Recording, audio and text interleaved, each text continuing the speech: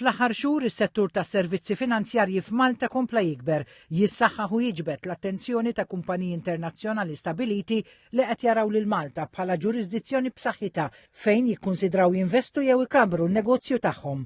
Il-kap tal-operat ta' Finance Malta, Graziella Grek, qalet lil TVM News li fil-jiem li ġejjin Malta se tilqa' numru ta' kumpaniji internazzjonali rinomati minn madwar id-dinja.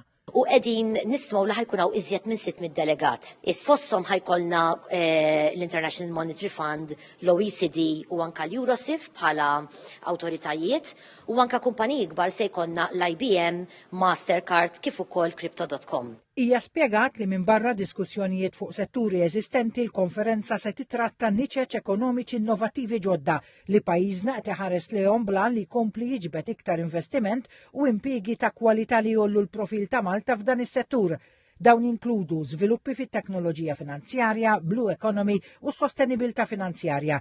Sostniet li dan kollu juri l-fiduċja ta' ħafna esponenti barranin fejn jidħlu setturi finanzjarji iżda mhux biss. Li Malta ġiet nominata bħala l-aqwa ġurisdizzjoni fejn tidħol captives, qed nitkellmu fuq settur partikolari tal-insurance fejn Malta ibrillat fost pajjiżi oħra, aħna li tant aħna żgħar u li qegħdin nominati ifisser kemm Malta qiegħda tibrilla fejn tidħol ċentru internazzjonali ta' servizzi finanzjarji. Fl-aħħar xhur Finance Malta pparteċipat f'numru ta' avvenimenti barra minn xtutna brabta mas settur finanzjarju b'numru ta' investituri kemm minn kumpaniji internazzjonali stabiliti kif ukoll startups żgħar jesprimu interess għal dak li qed joffri pajjiżna f'dan is-settur u li qed jikkunsidraw investimenti f'pajjiżna fix-xhur u snin li ġejjin.